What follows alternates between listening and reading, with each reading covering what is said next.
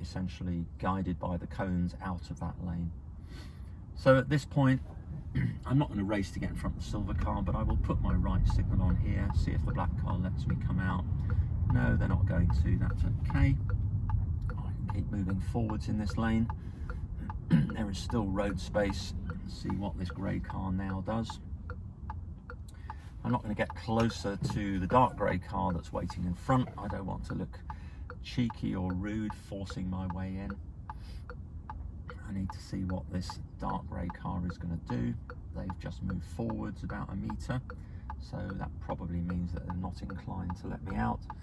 I will look at them in a moment when traffic in the queue in front starts to move to see if I can make eye contact, to see if they are going to let me move out. I'm checking especially for any motorbikes on the right hand side to see if that gap's going to close. No, yeah, I've made eye contact with them and they're going to let me come out, so that's very good of them. I won't move forward any further at the moment. Now the traffic queue in front is starting to move. I'll say thank you to them and I will start to move. He's going off to the right hand lane. I'm going to move across one more lane. And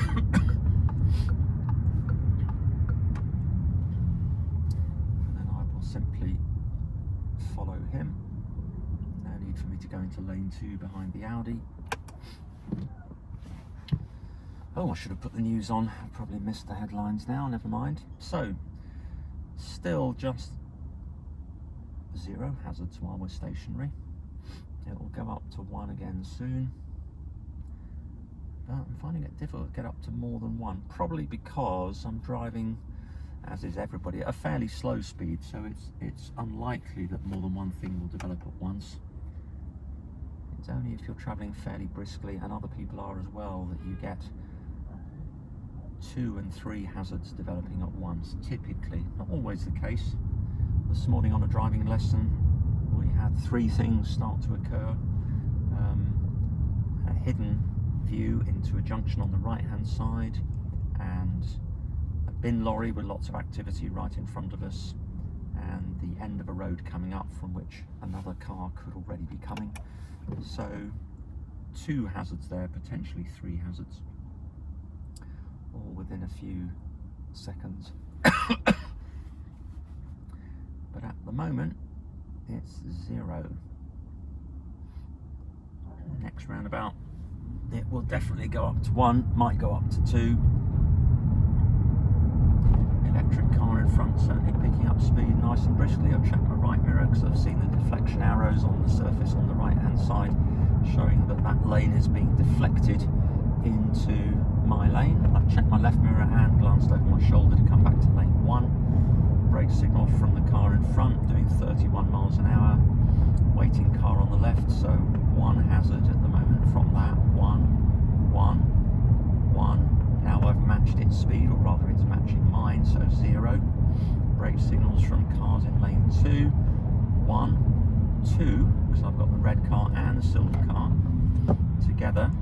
They may decide to, silver one might decide to let the red one out. It's a little bit of a dangerous thing for them to do because it encourages the red driver to come into a space where they cannot see what's happening in lane 2 coming alongside me.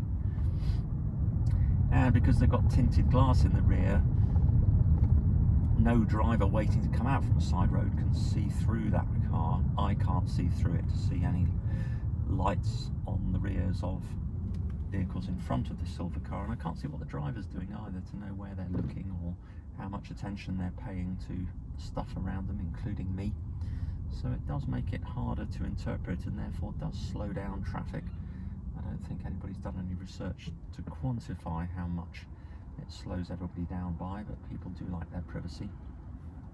Lots of brake signals in front now, so parking brake on. My foot can relax off the foot brake, so I'm not causing even more red light to dazzle drivers behind, making it harder for them to see people in dark clothes that might cross the road. Pedestrian crossing in the distance behind, presumably at the traffic lights. Which part of the pedestrian crossing? More traffic lights, looks like another pedestrian crossing because there's a pair of them on each side of the road close together. That's usually a clue. I can see zigzags on the floor as well, telling that it's a pedestrian crossing. I can see the signboard, big green thing on the third lamppost ahead. Doesn't matter if I can't read what's on it. There's a lot of words, a number of different colours, big green background to that sign. So that tells me I'm on a primary route. I can now see the shape of the road layout, in other words, an oval tilted over to the right. I'm coming in from the bottom, that's always the case. And I'm going to go straight because I can now see where the motorway is. It's the second exit, which is the straight ahead route. There are 2 lanes going into the roundabout, too much traffic for me to see if there are any markings saying that that lane could also go straight. So I'm going to stay in this one for the time being. There's a lot of traffic in both lanes after all, so there's not much benefit in swapping lanes. It's always a more dangerous thing, and it does slow down people's progress if people change lanes. I'm considering the parking brake, but I can see a bit of motion, about half a dozen cars in front. No activity either side. Motorbike sound is going the other way, but it did make me check my door mirrors to see if something was coming close. Surprised we've not had any motorbikes or cyclists in all the recordings I've been making for the last half an hour or so. Maybe it's too cold outside for people to want to move around like that, and it's too early for the food delivery folk to be taking hot food places. Creeping forwards, each time I go to move, I recheck my door mirrors. There is an argument for saying you should check your centre mirror as well. There might be some activity directly behind you, but it's much less likely it's going to cause you to not move, whereas somebody coming alongside is a good reason not to move, because they don't know that you're not going to turn your wheel one way or the other, making the front end of your car get closer to them when they've already planned to go past you in parallel. So, reminding myself which way I'm going, ahead at the roundabout, second exit. Various temporary signs, that one talking about access to Tesco. I'm not interested in that, so I don't need to read any further beyond the first 2 lines. Road's going to narrow on the left-hand side, I'm being warned about that. Brown signs are for recreation and heritage and leisure, so I'm not interested in that, so I don't need to read any of that. In the distance, what looks like beyond the roundabout, I can see another green backed sign, so that's probably the way I want to go. It's got a thick white chevron, effectively a sharp part to the sign pointing towards the left, so that's probably where those place names on the sign, which I can't read, are pointing. I can see some yellow writing, I can see a tiny patch of blue just about as well. That's probably motorway direction, which I remember from the last sign is the same way that I want to go. Another sign for Tesco, don't need to know about that. 30-mile-an-hour speed sign, do need to know about that. Now I'm using the road markings. Ring road, it says in my lane, good, that's where I want to go. Also, it says it in the lane next to me, so I know that traffic on that side of me will also be trying to go to the same road. So I need to be aware of traffic in that lane who may not stick to the lane markings going around the curve on the roundabout. The little dots help me to position. Got nothing coming from the right, be guided by the dots, checking the motorcyclist, and then we've got stationary hazard again, check the left mirror, put a left signal on just to confirm to the motorcyclist and the person following me, and then gently slow down. So I'd forgotten to count hazards there, but it probably went up to 2 when there were 2 different things, motorcycle and the van, approaching the roundabout from the road on the left, which was part of where the first exit came off the roundabout.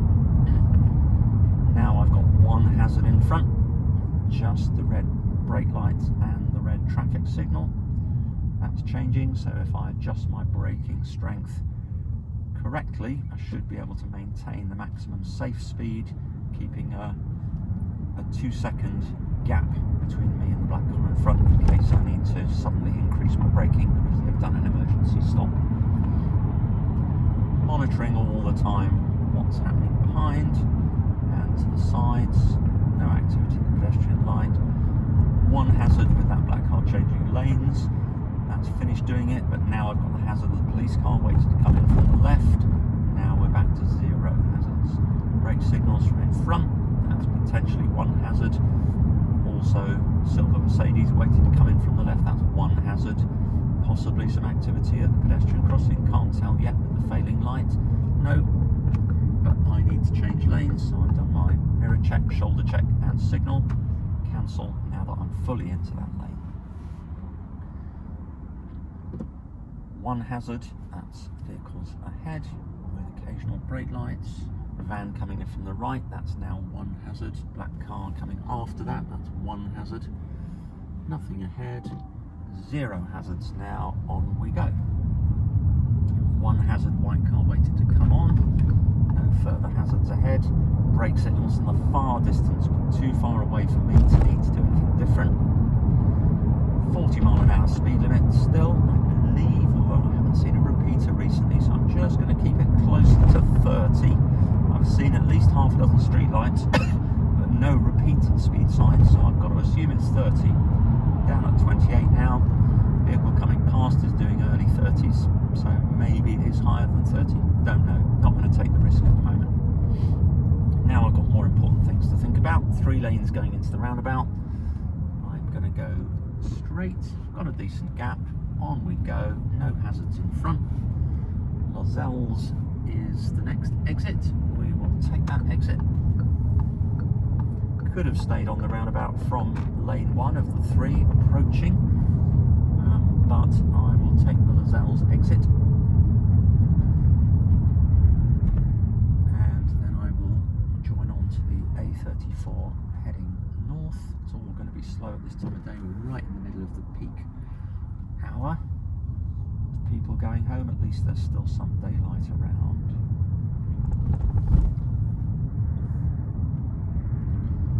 Zero hazards at the moment. It's going to be one hazard at the moment when brake signals come on. Now it's getting to one hazard with cars slowing down in front. I've checked behind, white car behind's already slowing down. I'll show a brake signal, very gently brake. Can't see any activity through the back end of this car in front because of the high mounted stoplight. So I'll just secure my car, move my foot over to the power, check my door mirrors. I can now see on the 3rd car in front a little red light, maybe it's the 2nd car in front. High mounted brake light. Now I can't see it anymore because of the very long bright LED strip just above the boot on this Mercedes. But I can use reflections in the bus shelter to see about 4 cars in front.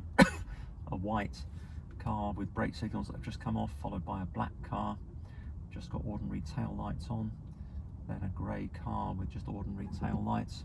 So anything reflective, could be the bus shelter on the other side of the road, helps me to see